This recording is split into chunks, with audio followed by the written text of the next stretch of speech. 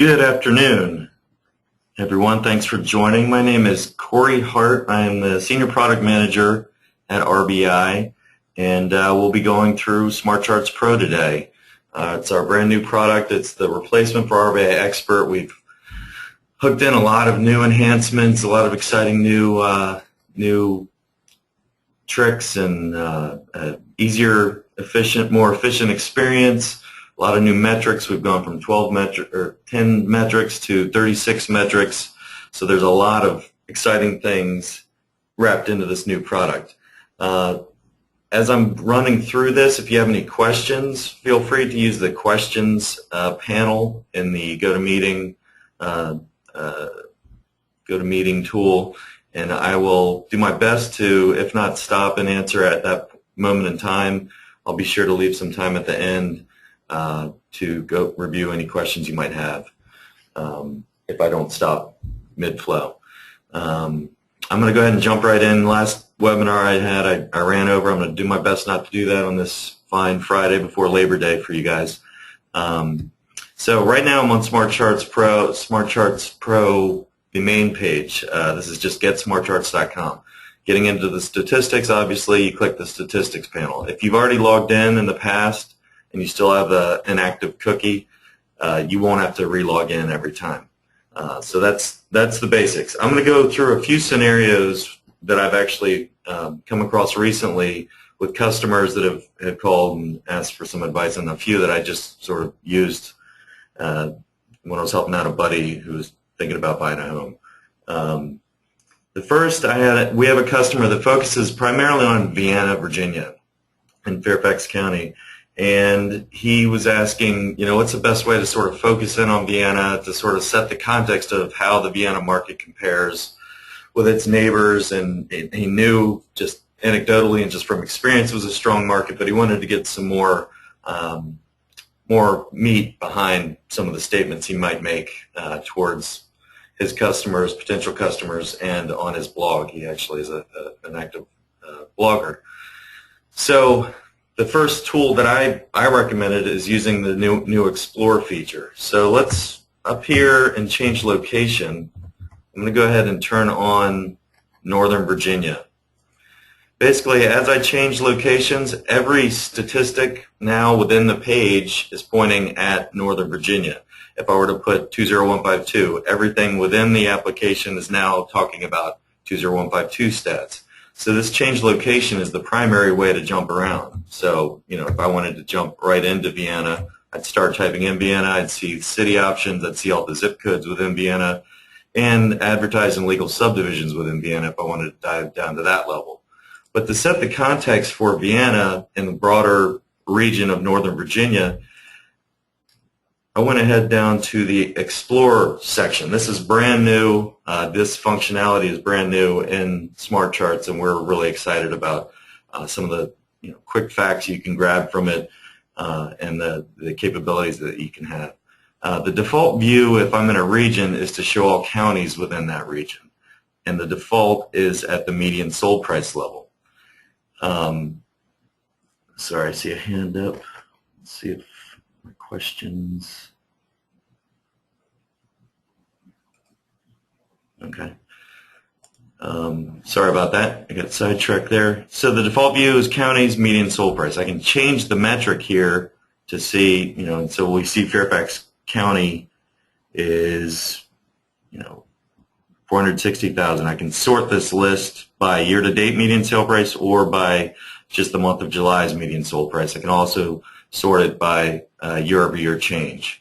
But to get more into what he was looking for, let's switch this and show it by cities. So when I change it to cities and we're looking at Northern Virginia, this is all cities grouped by preferred city name based on U.S. Postal Code, the USPS preferred city name code, and we can see that Vienna, Virginia happens to be one of the more expensive cities in the region at $740,000 year to date. So if you were to take a list, he could say, sort by year to date median sale price, and then we see Vienna as the 7th most expensive place to live, which is a good thing to tell to, if you're farming in Vienna, you can say, things are looking good. Now's a great time to sell. It's the number 7 most expensive place to live in Northern Virginia. We can also look at this by average days on market or median days on market. So let's sort this list of all Northern Virginia cities by median days on market.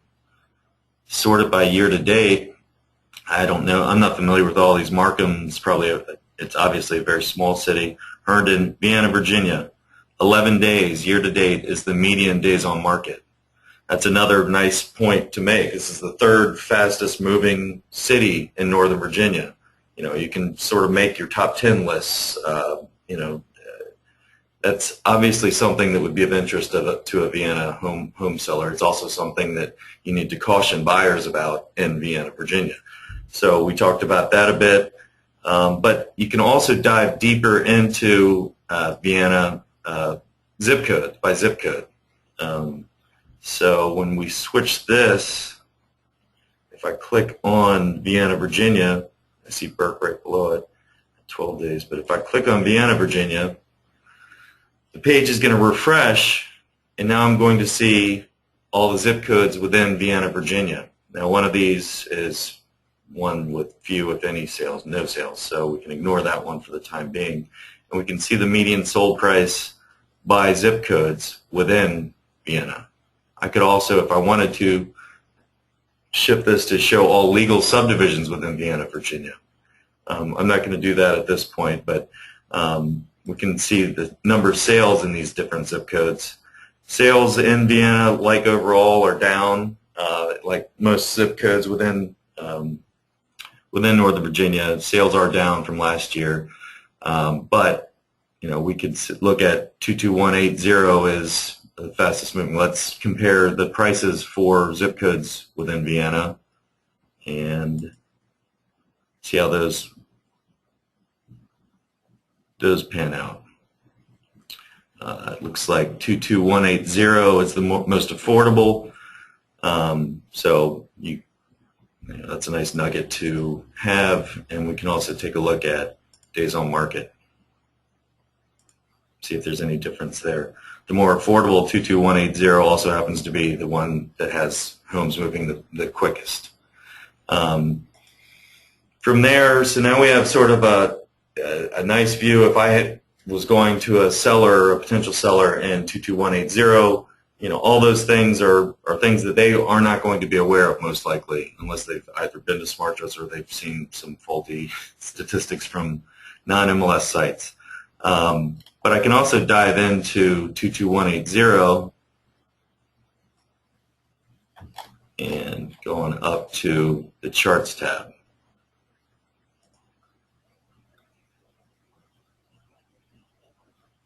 And from here, you also have the ability to compare, why is Vienna such a fast-moving market? Well, and I'm going to jump back out to Vienna overall, the city.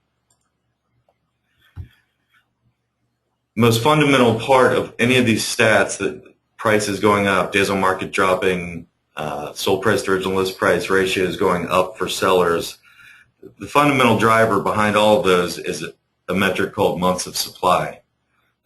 Months of supply is a new metric that we report on now and get SmartCharts that we didn't report on previously. And that is basically, if no new listings hit the market, it's looking at the total number of active listings at month's end, looking at the 12-month sales pace, how many months would it take for all the active homes to sell. 4 to 6 months is generally considered a balanced market. Anything less than 4 months is definitely a seller's market. Anything above 6 months is most likely a buyer's market, and the higher up you get, the more of a buyer's market you're talking about. If we look at Vienna, Virginia, it's 3.5 months of supply, so it's very much a seller's market. And here I can also pull up to compare the other zip code, the specific zip codes within Vienna. 22180, I just start typing in Vienna, start getting my options, click on them, and this now serves as my legend. And I'll just turn on one more, 2218.2.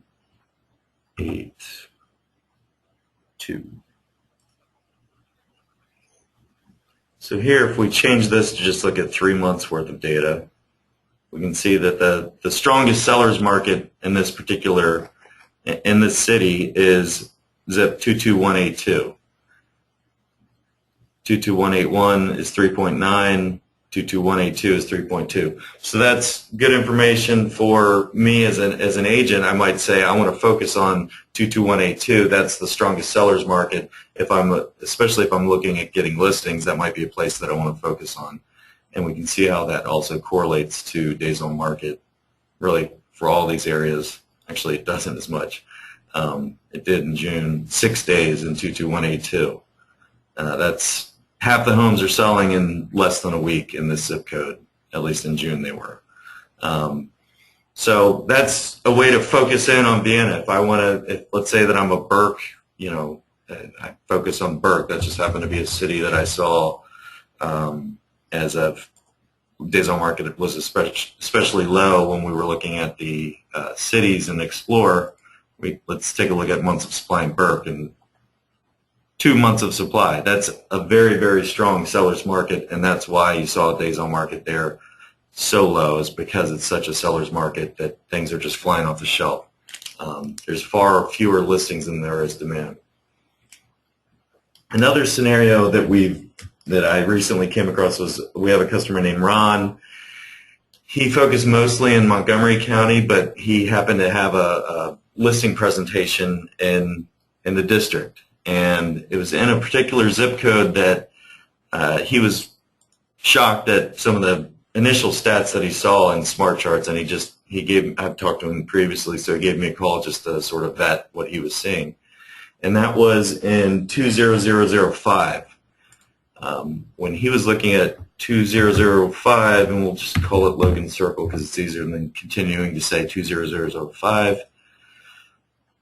When he first looked at the spotlight, he saw that the average sold price was up 12% year over year. Anytime within the product you see YOY, it means year over year. That's the stat you want to focus on due to the seasonality of the market. You want to compare this month to the same month last year. You don't want to compare July to June, and once we get later in the year, you're not going to want to compare December sales price to November sales price, because we know December it's going to be going down. So those month-over-month changes are much less important than the year-over-year changes. So to get back to what Ron was saying is, hey, I'm about to go to a condo presentation, and I'm seeing this 20%, this was last month I talked to him, I'm seeing a 20% increase in average sales price. So to see whether or not, when you're talking about zip codes, you're talking about lower volume in most cases, and sometimes the month-to-month trends can be a little bit misleading. So I went to the Explore section to get a quick sense of what the YTD it was looking like for 2005. So I pulled up the zip codes within Washington, D.C., and right now I'm looking at median sales price. I looked at the average sales price, and then I found the zip that he was talking about when I changed this to percent change. And we see Logan Circle here. There's a 12% increase in July, but then when you look at the year-to-date increase, we're talking about a 25% year-over-year increase in price. This is a much larger volume because we're talking about all sales from January to July this year compared to all sales January to July last year. For instance, if we just look at the number of sales in 2005, we're talking about 106 sales. That's a significant sample, and so that 25% is real. So the next thing that we talked about is sometimes the median sales price or price per square foot can be misleading depending on the makeup of the zip code that you're talking about. If you're in a heterogeneous zip code, meaning there's a lot of townhouses and then there's detached homes and there's condos and it's a big mix of home types, sometimes pricing can go up or down just based off of composition shifts and what's making up that sold inventory. So we went and looked at this particular zip code that he was interested in to see if that could be something that's playing into these pricing gains that we obviously are seeing. Went into the charts section, our interactive charts, and turned on, so the default chart is closed sales. We turned on the number of sales for detached homes, attached townhouses, and attached condos to see if there is a heterogeneous mix of homes. And no, that's not the case here. You see a few detached homes, but this yellow line is the condo co-op. So if we look at that over time, it's almost always matching the total. So these are condos. We're not talking about, there's 75% detached homes in this month, and that's why the price is going up, whereas last month, the previous month, same month last year, there were 75% condos. No, this is condos to condos, so that price appreciation really does look real. One other thing that we looked at, since we know now that condos make up the majority, if not all, of the sales, we went into the local market insight report, quickly pulled that up, turned it on for condos and co-ops. So now we have two. Now this branding doesn't have my branding on it. For you all that are pro customers, you'll see your branding up here with your contact information, your name, your broker, etc. up here. But not to get sidetracked, we went and took a look at the condo and co-op market, the condo and co-op section of the local market insight report. This shows me the percent change from last month, which, like I mentioned, you really shouldn't pay a whole lot of attention to. It's much less important than the second one, which is the percent change year over year. So listing activities down, which is driving the months of supply. There's demand, and there just aren't enough listings to satisfy it. Sales are up in this zip code from last year for condos, and that's driving up prices. And if we're just looking at the condo market, the median sale price is up 7.2% from last year. So here you're doing an apples to apples comparison. You're only looking at condos, and you're looking at pricing changes for condos, and you can see it's 7.2%. When we pulled it up in June, it was even higher. This is the year-to-date, the all-important year-to-date section that I'm hovering over here, and we can see that it's going up from 445K in 2013, Jan through July. Now we're looking at 527K for Jan through July this year. That's an 18% increase, which is like what we saw in Explore, but if I print out this report and it's got my branding on it, I take it into my listing presentation for that condo seller in this zip code. That's obviously objective, true facts that will help complement the CMA that I put together, et cetera. You might have the inverse in whatever location you're in. You might see prices depreciating, and that can help you to set a more realistic original list price. So in those few, clicks as we were jumping around, that's about 5 minutes worth of work once you're familiar with where all the different data points might be. There's a lot of information you can get from SmartCharts Pro, but the more comfortable you are with where all these different sections are and how to use them, obviously the better you'll be. We say focus on those stats. If you're not comfortable with months of supply or absorption rates or even, sold price to original list price, that's not something, just focus on median sold price changes, or just focus on days on market, or things that you feel comfortable with explaining to your client. Just look at those nuggets. The more comfortable you are with some of the deeper things, especially with months of supply, the better off you might be. But you don't need to go to that depth if you don't want to. One other example that came up, actually, I'm not a realtor, but a buddy of mine got a job at AOL, which is out in Dulles. I'm familiar with that because I used to work at AOL, and I live in South Riding, which is sort of near AOL. My friend is 30-something. He doesn't have kids. He wasn't looking to break the bank, but he's saying, what can I look to buy? I'm not trying to spend more than $400,000 for a place to live. That's silly. I just don't want to do it. So what I did, we were actually out, and I had my iPad with me. I said just off the bat, I'm pretty sure you're not going to be looking at a detached home unless you want a long commute. But I went to start off Loudoun County, and then I just went down to the charts. We looked at detached versus detached, attached versus detached. We see detached homes, the median sale price is close to $600,000. It's depressing for him. A lot of buyers. That's a good bit of coin. So we looked at townhouses. Okay, that's 390. That's still a bit more than he wanted to spend, but at least we're in the right ballpark. He wasn't real interested in condos, but condos were very much in his price range. But then I'm familiar with these areas, so we just looked at attached townhouses, and I turned on a few cities nearby that, I live in South Riding, so we turned on South Riding, Virginia, which is actually a subdivision. And then we turned on Aldie, Virginia, which is a bit west.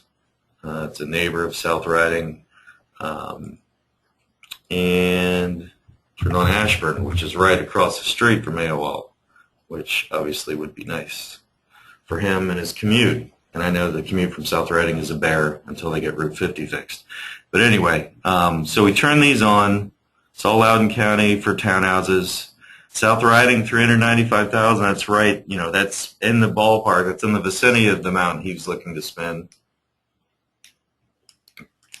Aldie, Virginia, down the road. It's still a longer commute, but we're talking about $430,000 for a townhouse. That's basically a non-starter. Ashburn, Virginia, which is right near where his office is going to be, is $433K. So while that might be the ideal location, he saw just in these 4 clicks, I think I might want to focus on South Riding. Maybe I'll come be your neighbor or something like that.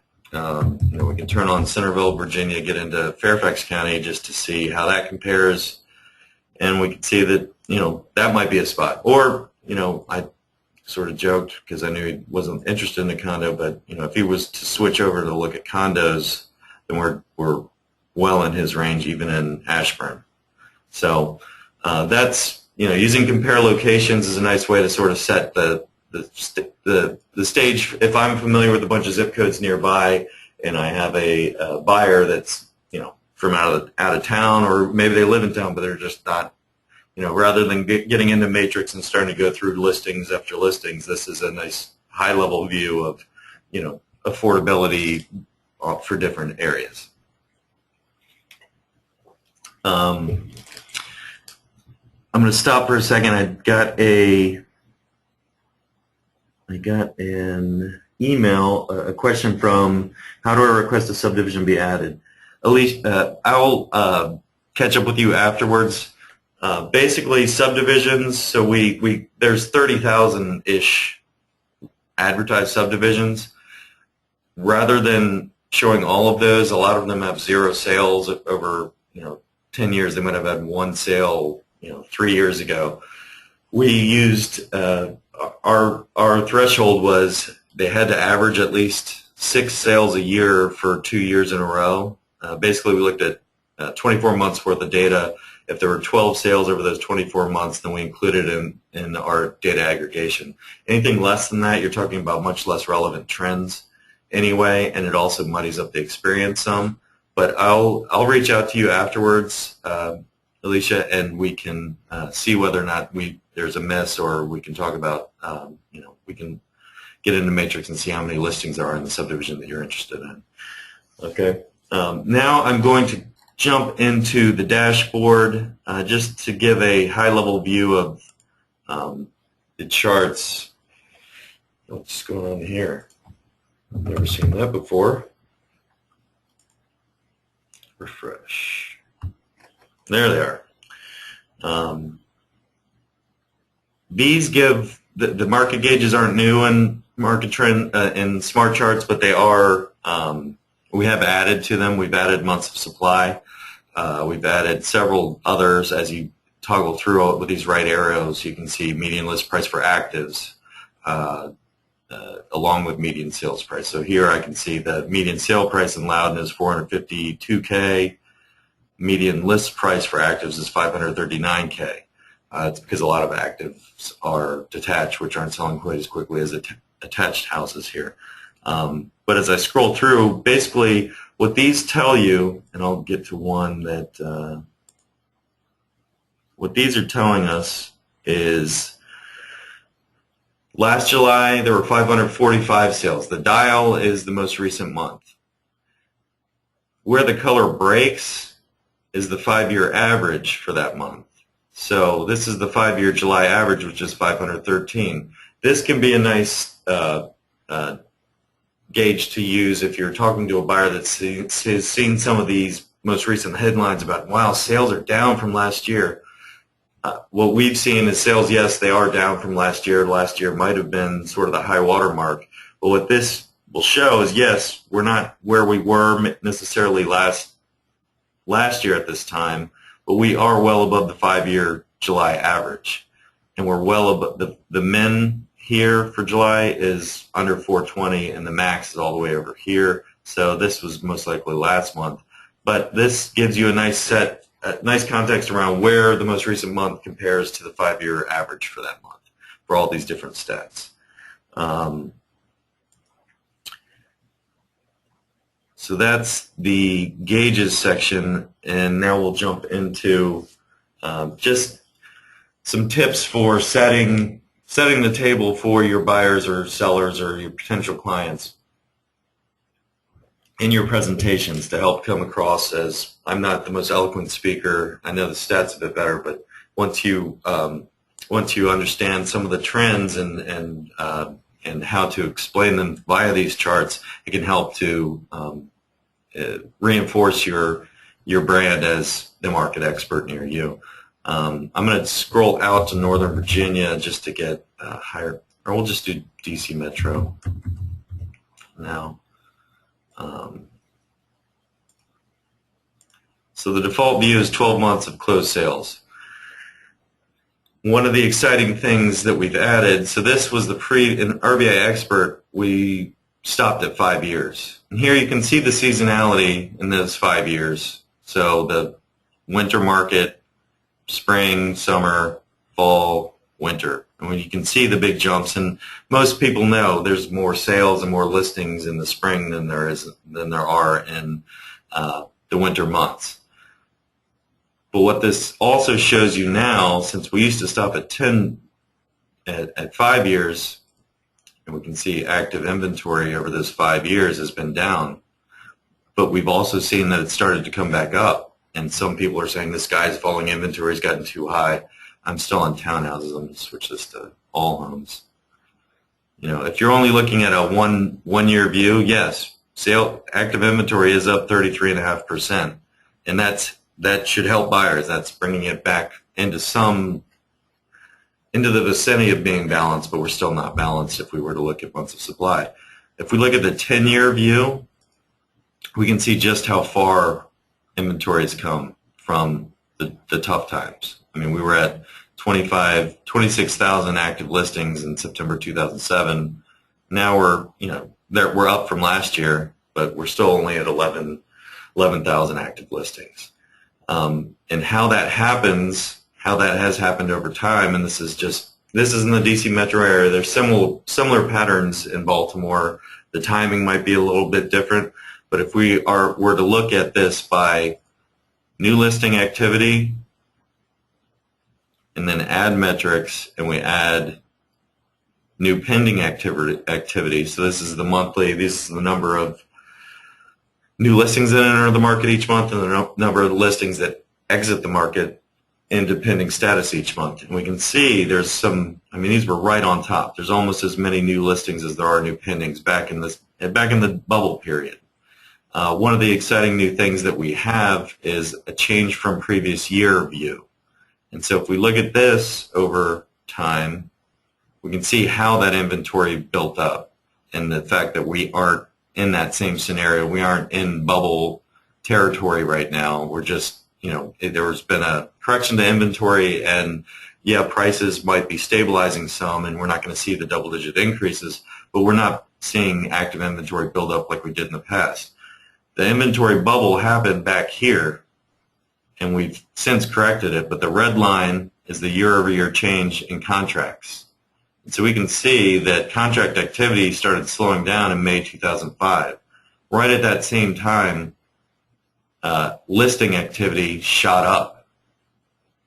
And so as new listings shot up, upwards of 58% in peak months, and sales activity was down 25%, that's when inventory, if we turn on active listings, this is what happens to inventory when that takes place.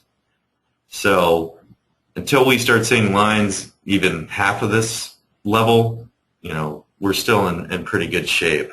And we can see while active inventory is up now and sales are down a bit, listing activity is up a bit, we're still nowhere near that. So having a longer view of that market, now that we're able to show the bubble and the crisis and the recovery,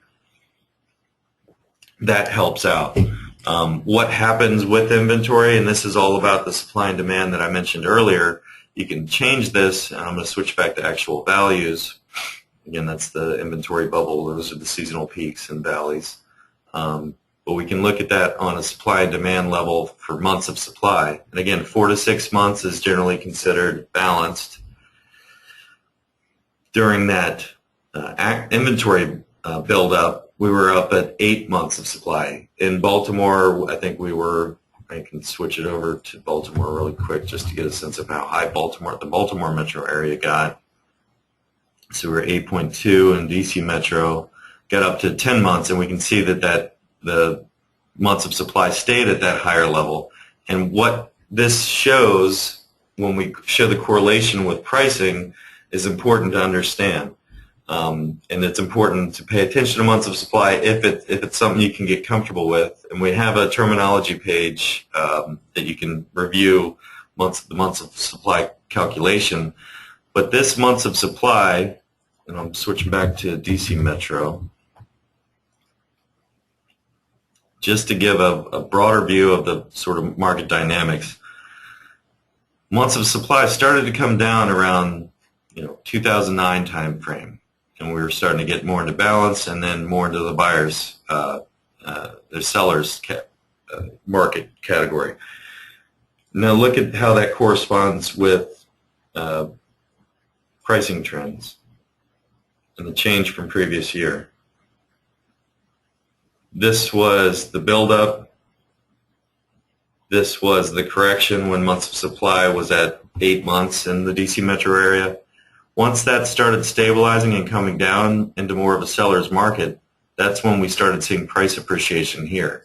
Northern Virginia, same type deal, though the appreciation was more pronounced and depreciation was more pronounced. But this is when Northern Virginia, the months of supply, finally came into that seller's market or balanced market territory, and there's been appreciation ever since. So keep an eye on that months of supply metric. If you're in that 3 months, 4 months, you're great. Sellers should be happy. The district is still around 2.5 months of supply, and that's why prices have appreciated there so consistently for so long. Baltimore Metro is more balanced, and that's why you see with Baltimore Metro, you don't see as pronounced of price appreciation because it's more of a balanced market. There's less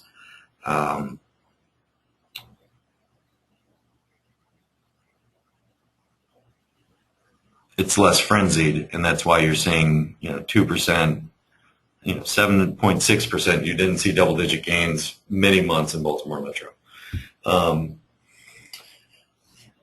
Let's see. So that is a little long-winded, apologies, but that's just sort of a longer view of the market. Another thing to pay attention to, along with the seasonality, it's not just in sales and listing activity, it impacts things like prices. So this is good to know, this is good to share with your buyers or sellers. If you're with a potential seller that's thinking, I'd like to get off the market now, maybe they're thinking about February and they're saying, but maybe I'll wait till later in the year. This is a good type of chart to show because it will show them, if you list now, you'll have a better chance of getting more money. If you're later in the year, there's less demand, and that lower demand tends to result in lower prices. It's not just in pricing, it's also days on market. Switch back to Northern Virginia.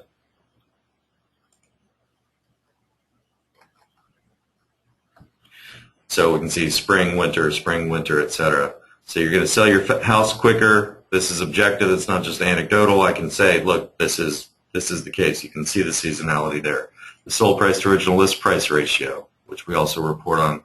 The median sold price to original list price, you can see peaks and valleys depending on the, so at time of contract negotiation, this is a good thing to have. This shows that sellers are in the driver's seat and during the spring, and buyers get a little bit more of an advantage in the winter. And so that's something to pay attention to as well. Another way to use this sold price to original list price ratio, I'm going to switch this, and we've been looking at that 10-year view for a while, is the impact of how long it takes you to sell your home will obviously impact the sold price to how much of original list price you're going to receive. Now that's intuitive and agents know that, but it's helpful to be able to show an objective view of what that impact is. Baltimore. So the median days on market in Baltimore is 34 days. So half the homes are selling in about a month, a little more than a month. You can also look at days on market by closed sales. So what I did there is I just changed the metric category to market activity, turned on closed sales. I'm going to switch this to just look at 3 months. And then I can go over to my facet bar over on this right side. That's where earlier I was showing the number of sales by home types, so I could see how many condos there were versus detached homes, etc. Now I can show the number of sales by days on market ranges. So how many homes in the Baltimore metro area sold in 0 days, 1 to 10 days. I'm going to turn off all. So 0 days, 1 to 10 days, 11 to 20, 21 to 30. So this was our median. So half the homes were roughly in this bucket. 31 to 60, and just keep turning these on. And that'll help, in the Baltimore metro area or in a particular county in Baltimore or a zip code in Baltimore. You can get a look at this bell curve, and sometimes it's smoother like Baltimore. Sometimes if you're in like the Vienna area that we were looking at earlier, you're going to see 2 huge bars here for 1 to 10 days and 11 to 20 days, and then maybe 1 sale, 2 sales, and then nothing once you get into these further brackets. But Baltimore Metro has a smoother line, and so now here I can judge where, that helps me to get a barometer of how my listing is doing. If it's been sitting on the market for 90 days, okay, I'm still, we might not be in panic mode yet. That's not that abnormal in the Baltimore metro area. If I have a home that's been on the market that long in Vienna, it might be time to push the panic button a bit and think about what needs to change in terms of marketing or pricing especially. The other thing that you can do while you have these days on market buckets turned on is look at that impact on pricing ratios. So the average sold price to original list price ratio, This is good to share with the seller that wants to be a little bit too aggressive, more aggressive than your CMA might have told you to recommend to them with their pricing. This is a good, you can show these steps down over time and the impact of your the original list price that you're actually going to receive at sale. So, you can go high, and I'm here to serve you, so we can go high if you'd like. I'm just pointing out the fact that the homes that, if we are overpriced, the market's going to know it, and the potential buyer is going to know it, especially if the buyer's agent has SmartCharts. But at any rate, we might be 13% down anyway. You're going to be sitting on the market for longer. So how about we go with what my CMA, what my recommendation is, and go from there. There's a more polite way to put it, but having this sort of view is a good objective way to show the impact of overpricing a home. On the flip side of the coin, if you're representing a buyer and you're going into a, let's just pretend this is a zip code, and I'm seeing similar patterns here. And in this zip code, the homes that sold 91 to 120 days, 87% of original list price is the average. So that might be my starting basis point for negotiations with the selling agent to say, look, you and I know you've been on the market for quite some time. We're 13% is the average here. You could even switch this to look at the median sold price to original list price. So, hey, half the homes that sold in 91 to 120 days, half of them sold at 9.6% less than the original list price. Let's start there. Okay, so use these in specific selling or buying scenarios to your benefit. Shoot, I'm already up at, I need to change this to an hour, I think. Another thing to show, I'm just going to have to cut it off after this one, is whether or not foreclosures and short sales are an issue in your market. So let's go to Baltimore County, where I know foreclosures are starting to rear their ugly head a bit. So here, if we show this over 2 years, so now I'm looking at closed sales for all home sales. I can turn on foreclosures or REO, short sales, or non-bank mediated. We'll turn off all. And we can see this trend over time. So non-bank mediated is still the norm. You're seeing much more non-bank mediated, but if we're just looking at trends in the foreclosure market and the short sale market over the last 5 years, we can see that foreclosures, while once about even with short sales here, have started to pick up again. This is for all closed sales. If we look at active listings, we can see they've picked up pretty dramatically in the last several months. We're still not at the height of it, but there has been an uptick. And so if you're talking with a buyer that's interested in foreclosures, we can also look at what that does with pricing. So if we compare foreclosures to short sales to standard sales or non-bank mediated sales over, we'll just look at 6 months and switch to bar view, we can see that there are deals. Foreclosures, obviously, it's a lower price point in Baltimore County than your standard sales. So bargain hunters or flippers might still want to search out those foreclosures. Short sales also, it's not always the case, but in this particular county, short sales there's less of they're at a lower price point in general than standard sales. But one of the other trends that we can show now with SmartCharts is the days on market, not just days on market, we can show the average contract to settle. This is the second to last metric that I'll go over because I think it's important, especially for those folks that do represent short sale buyers or sellers.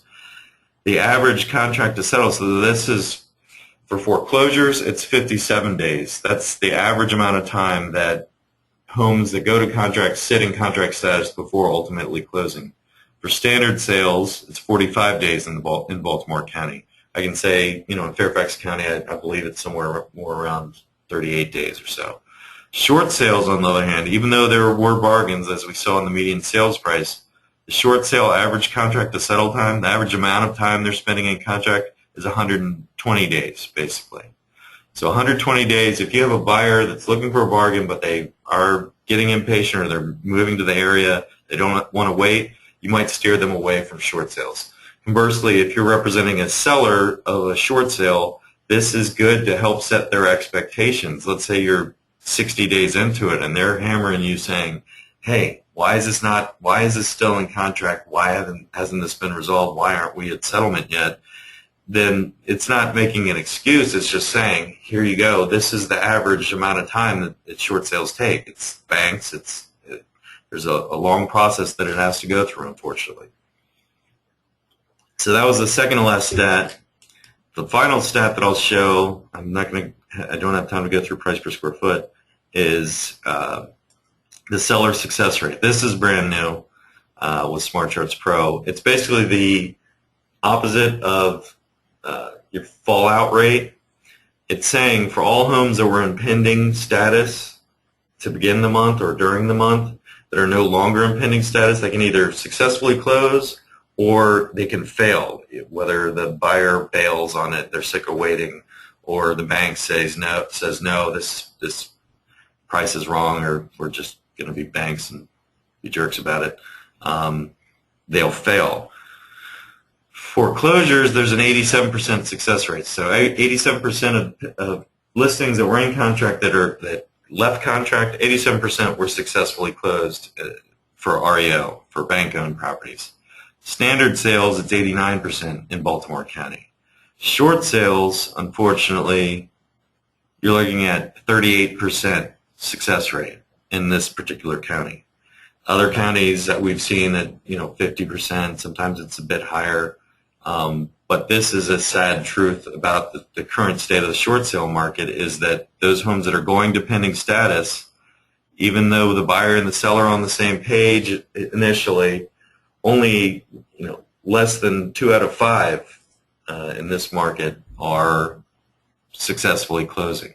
So there, as an agent, I might reconsider representing buyer. I'm not representing buyers, and it's not that you'd say no or but think about the impact of short sales. If you're representing a lot of buyers that are looking at short sales, if you can steer them towards another deal, maybe it's a foreclosure, maybe it's a standard sale, it might be worth your while to your business because you're looking at a 120-day window where you're sitting in contract, and then ultimately there's a 60% chance that it's not going to ultimately work anyway. So then you're talking about frustrated buyers, frustrated sellers, etc.